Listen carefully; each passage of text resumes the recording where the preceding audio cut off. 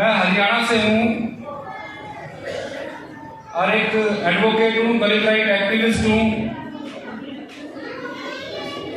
पिछले 15-16 सालों से हम लोग हमारे समाज के साथ हो रहे अत्याचार, भेदभाव, उत्पीड़न के मसले पर लगातार काम करते आ रहे हैं।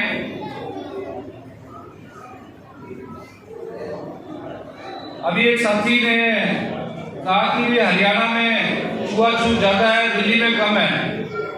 तो ऐसा नहीं है, सब जगह एक जैसा ही है। और आप इस बात को मान के चलिए, जिस स्टेट में या जिस क्षेत्र में हमारे समाज के लोग ज्यादा कंप्लेंट कर रहे हैं, एफआईआर दर्ज करा रहे हैं, जुल्म जाति के खिलाफ उठ के खड़े हो रहे हैं, कोर्ट जा रहे हैं, कचहरी जा रहे हैं, पुलिस थाने जा रहे हैं, इसका मतलब उस इलाके के लोग ज्यादा जागरूक हैं।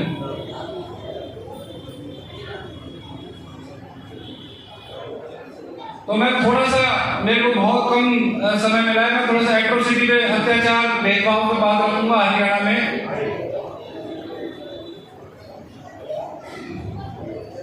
हरियाणा में अभी आप लोगों ने हरियाणा में चुनाव के बारे में सुना देश के प्रमुख न्यूज चैनल्स पर, और उसमें लगातार मिर्चपुर केस की चर्चा की गई।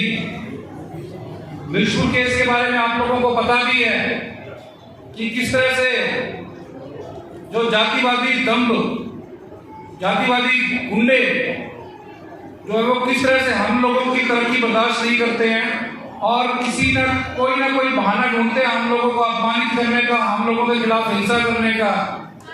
और मिर्चपुर में भी इस तरह का ही एक कुत्ते के भौंकने को लेकर बहाना बनाया गया था और उसी बहाने के चलते पूरी दलित बस्ती को आग लगा दी गई थी।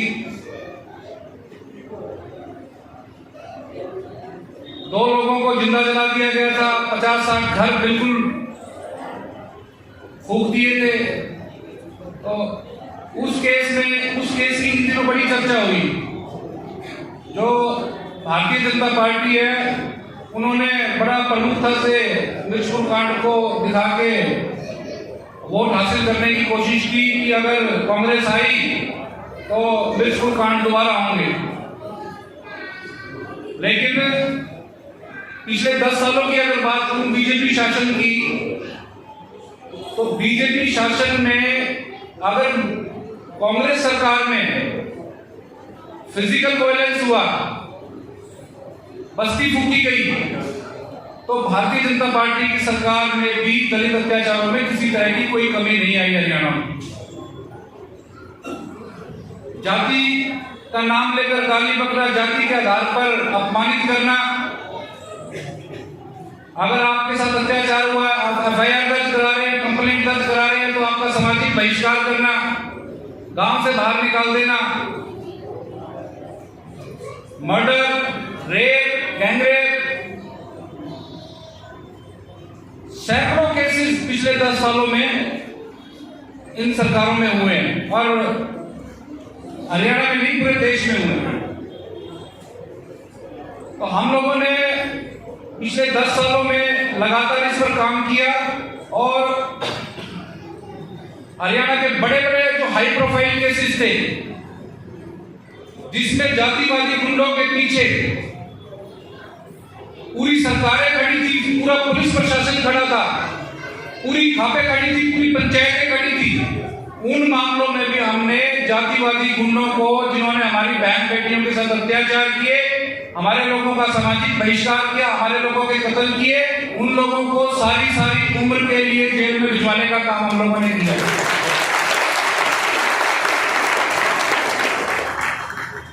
और अब भी कर रहे हैं और लगातार करते रहेंगे इस काम को। लेकिन साथियों, हर एक चीज की आप लोगों को कीमत चुकानी पड़ती है। सभी लोग समझते हैं कि भाई वकील है, वकील से पुलिस भी डरती है और वकील से सभी सोच समझ कर बोलते हैं। लेकिन जो अगर एससी समाज के वकीलों की अगर हम बात करें, तो दिल्ली कोर्ट के अगर कोई यहाँ पर वकील साहब हैं तो वो भी जानते होंगे हमारे वकीलों की यहाँ पर क्या हालत है, चाहे वो लोअर कोर्ट हो, चाहे हाई कोर्ट हो, चाहे सुप्रीम कोर्ट हो, चाहे हरियाणा के कोर्टों की हालत हो। वकीलों क्या, किसी वकील का कोई चालान भी काट देता है ना रास्ते में, तो वकील वर्क सस्पेंड कर देते हैं, हड़ताल कर देते हैं। लेकिन कोई एससी कम्युनिटी का वकील है, उसका चाहे चालान काटो, चाहे पुलिस उसकी पिटाई करो, चाहे उसके साथ दुर्व्यवहार करो, चाहे उसको जेल में डाल दो, तो जितनी भी वकीलों की संस्थाएं बनी हुई हैं, ये वकीलों की संस्थाएं एससी कम्युनिटी के वकीलों की कभी मदद नहीं करती। मेरे साथ मिर्चपुर कांड के केस में मेरे ऊपर बहुत जबरदस्त दबाव था कि मैं इस केस से हटूं। बार एसोसिएशन जो है उनके अध्यक्ष जो थे वो भी उसी जाति से थे जो मिर्चपुर कांड के जातिवादी गुंडे थे। मेरे साथ मेरे father advocate Ricky Ram ji हैं यहाँ पर, और मैं बड़े गर्व से कहना चाहता हूं कि हरियाणा में एससी एसटी एक्ट के केसेस को इंट्रोड्यूस करने वाले ये पहले वकील हरियाणा में थे। और यही नहीं, जो महिलाओं के लिए 2005 में कानून बना था डोमेस्टिक वायलेंस एक्ट, हरियाणा में डोमेस्टिक वायलेंस एक्ट का पहला केस डालने वाले बाबूजी थे। तो इन्हीं के मार्गदर्शन में हम लोगों ने काम करते हुए यही हमारे प्रेरणा स्रोत रहे हैं।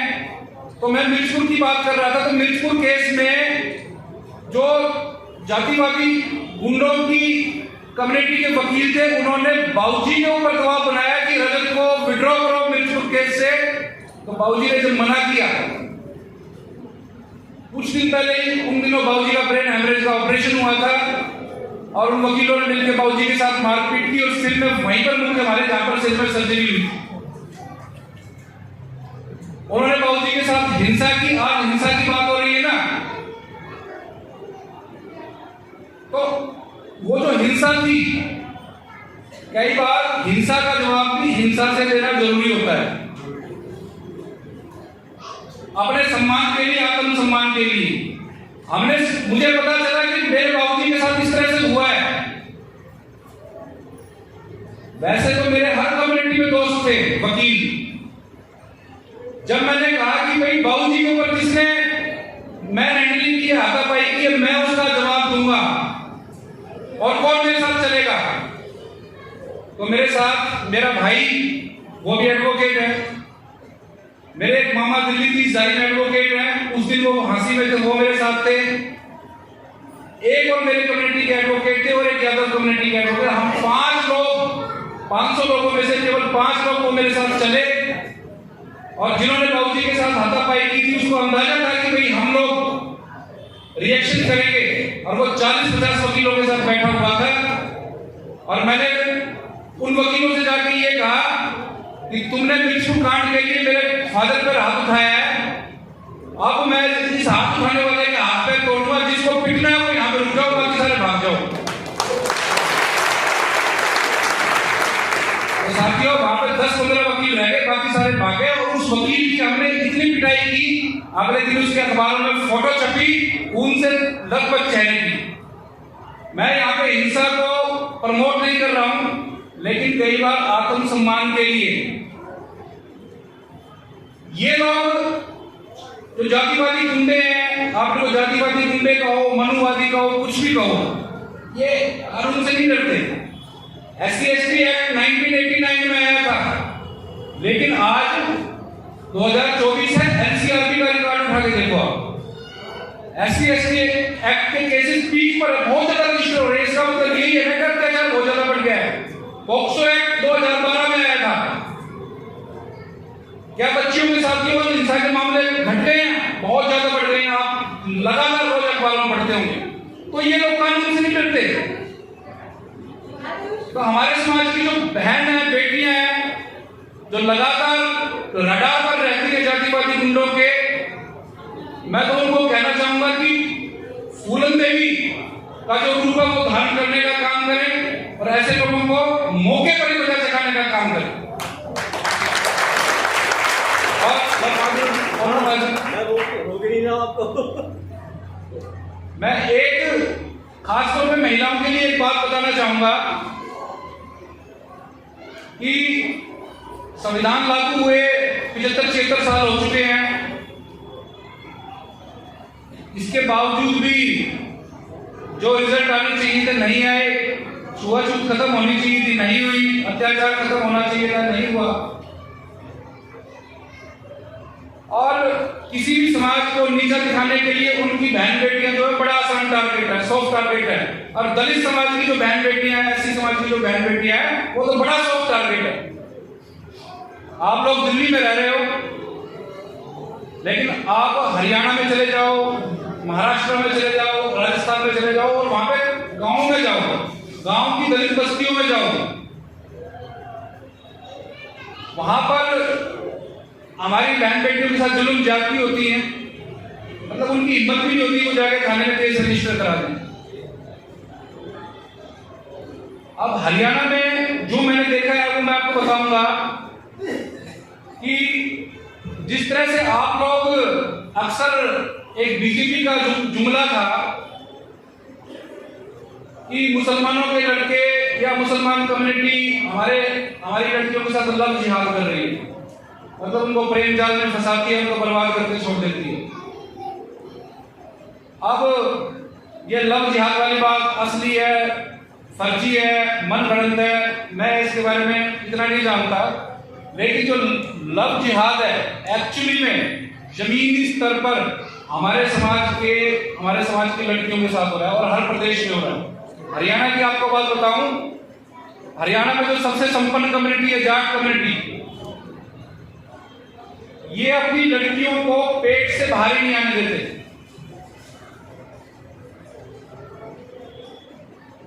पैदा होने से पहले मार दिया जाता है।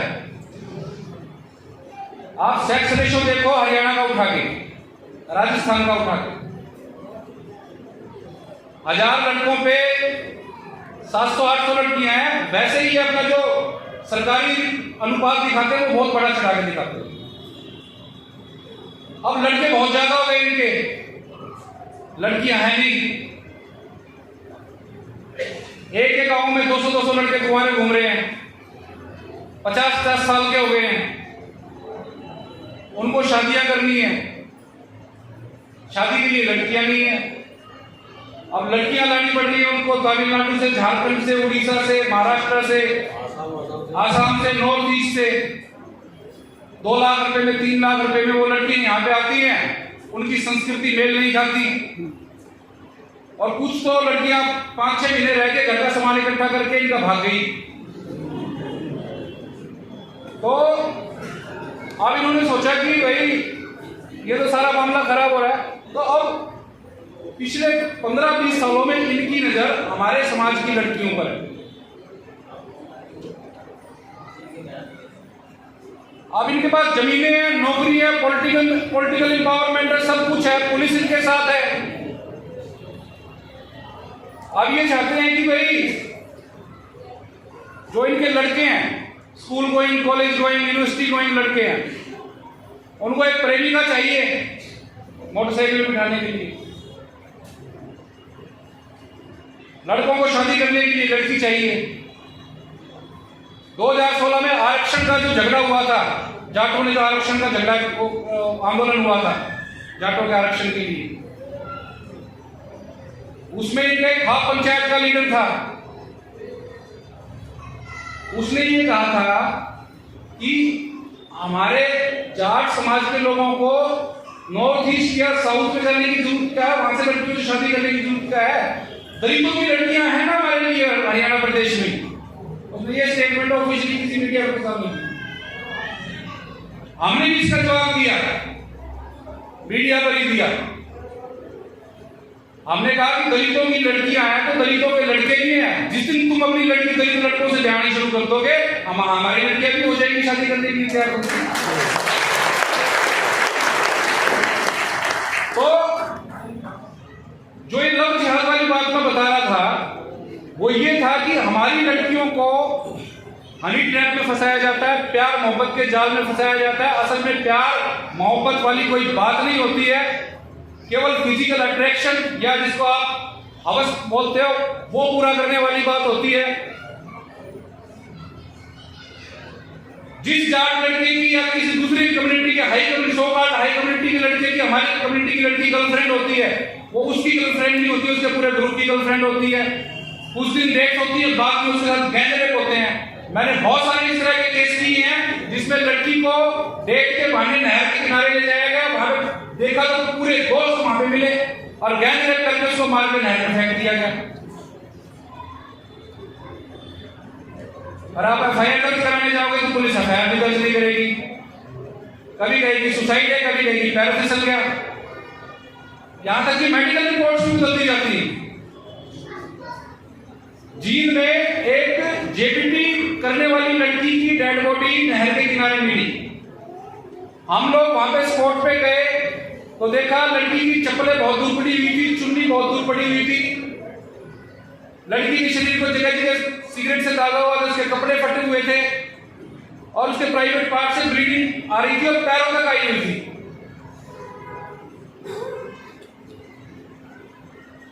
पुलिस ने एफआईआर दर्ज की, एफआईआर दर्ज करके ये कह दिया लड़की ने तो ना सल्फास एल्युमिनियम नाइट्रेट कंज्यूम किया है, जहर खा लिया प्यार में धोखे में।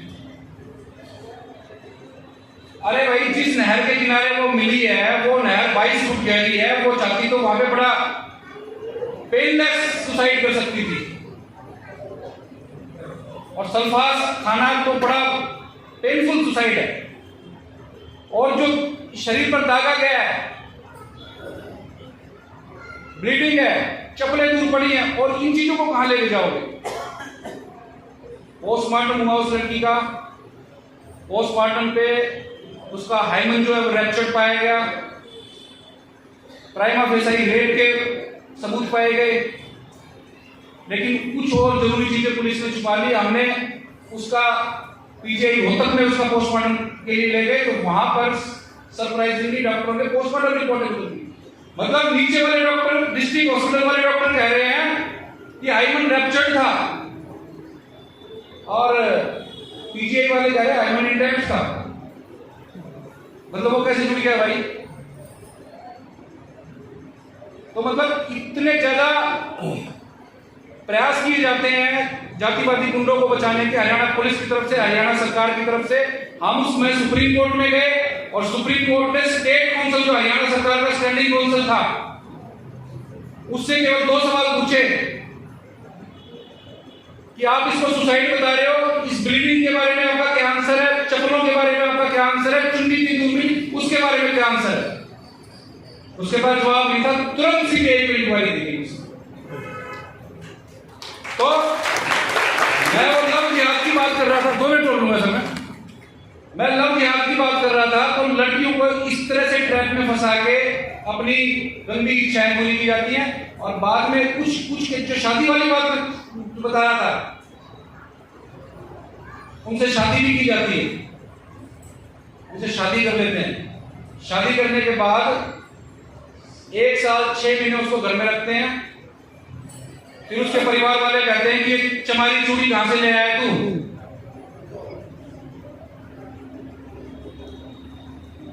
1 साल 1.5 साल के बाद उसका प्यार मोहब्बत का सब भूत हो जाता है, फिर वो लड़की फिर वो शगुनबाज बन जाती है और वो उसको छोड़ देता है। छोड़ने के बाद वो लड़की आती है मेरे पास कि जी SC एक्ट का केस करो, मेरी सास ने मेरे पति ने मेरे को जाति सूचक शब्द कहे और मार के घर से बाहर निकाल दिया। पुलिस में कंप्लेंट की जाती है, पुलिस बोलती है, बोला सर अगर इसकी जाति देखी होती तो इसे शादी नहीं करता। SC act is not made out, court भी यही बोलती है। अब पुलिस भी कार्रवाई नहीं कर रही है, कोर्ट भी कार्रवाई नहीं कर रही है, फिर वो लड़की कुछ दिन तक कोर्टों में कचहरियों में घूमती है, फिर वो पंखे लटकी मिलती है। इस तरह के बहुत सारे केसेस हैं। तो आप लोगों को बताने का ये है कि आप इस तरह की चीजों को आगे शेयर करें, खास तौर पे जो ग्रामीण अंचल की लड़कियां हैं उनके साथ शेयर करें, और इस तरह के ट्रैप से बचने की, इस तरह के लव जिहाद से बचने की हमारी लड़कियों को उनसे बचाएं, ताकि जो हमारा मान सम्मान है वो हमारा मान सम्मान बरकरार रह सके। हम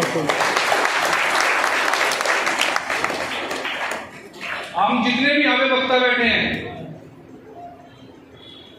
हमारे पास बोलने के लिए इतना कुछ है कि सारा दिन हम बोल सकते हैं, लेकिन टाइम की लिमिटेशंस है। मेरे पास भी बहुत कुछ है बोलने के लिए, ठीक है। मैं भी आयोजकों की समस्या समझते हुए मैं भी अपनी बात खत्म करता हूं, और आप लोगों ने यहाँ पे बुलाया, सम्मान दिया, उसके लिए बहुत बहुत धन्यवाद। जय हिंद, जय भारत।